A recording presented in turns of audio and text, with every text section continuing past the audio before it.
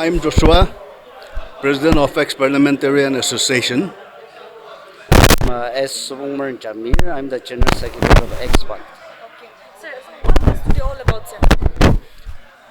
Today, this ex-parliamentarian organized this seminar because during 2018 and 23, at least 34 of our ex-parliamentarian member faced their in. Then again, 6 of the existing member faced their in. So we thought that if we can create awareness among the ex-parliamentarian as well as parliamentarian as to how we maintain our health and health care and health management. We feel that our health can be prolonged. With that intention, we have organized this program today. Yeah, in fact, the Chief Minister's health insurance scheme has been launched, and ex-parliamentarians, we want to have a fully equipped of the scheme. So we registered the department, and the Assembly Secretary has sponsored for this seminar. We had a good time, and then we got all this knowledges about the scheme.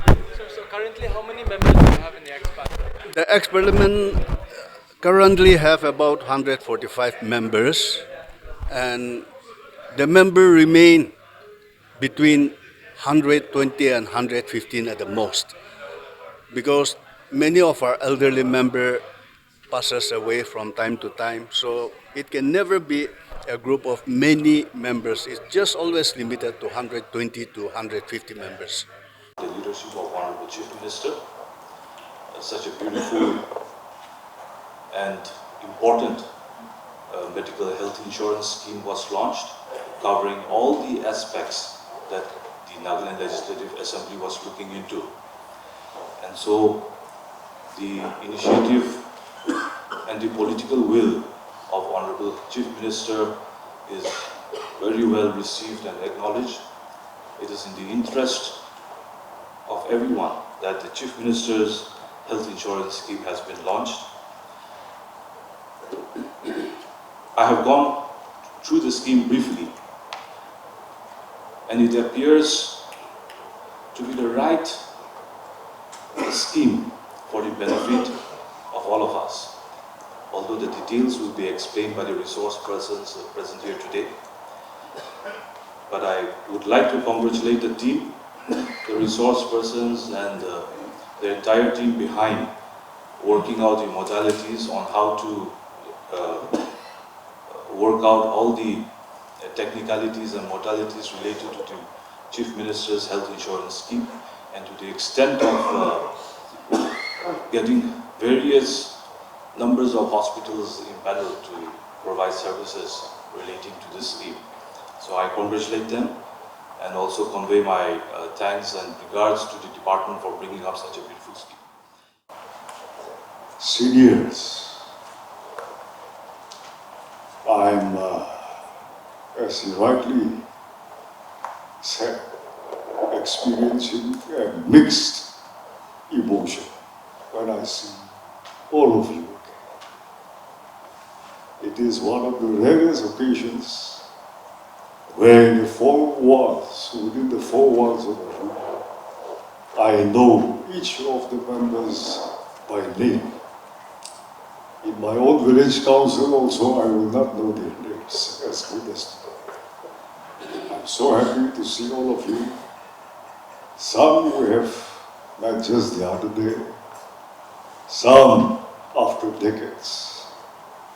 I'm first of all happy to see that all of you are in sound health, sound mind, still very, very active. We are meeting through this workshop of health. I'm afraid my topic will not be following this subject. I would like to use this opportunity to share some of my thoughts, which I always wanted to share with each one of you individually. At the outset, on behalf of the Chief Minister and all our cabinet colleagues, council of ministers and advisors, I convey our heartiest greetings to all of you. Yes, we have lost many of our members, sitting members, former members, but that does not mean that it is happening only to us. Death knows no age. It can come late, it can come early. So that's about that. And we shall pray that God rest their souls in peace and their families' solace. The rest of us who are still very active, I keep seeing many of you still active, writing, contributing your thoughts, opinions through the local dailies. Highly appreciate it. It's a pleasure always coming across some of your articles. But not stopping there. I wish you to be more active physically. You have done your part inside the house, outside the house, during your best times. Our society is ever grateful for your contributions. When you held positions, when your party was in power, or when your party was out of power, unlike our houses these days, you played a very, very formidable role as opposition members. All of you with such rich experience, vast experience, lifelong experience. Just because you are not a member of the House today, why should you take all your experiences, your storehouse, your treasures of intellect to the grave silently, or be at home, confined to your homes? You have still so much to contribute.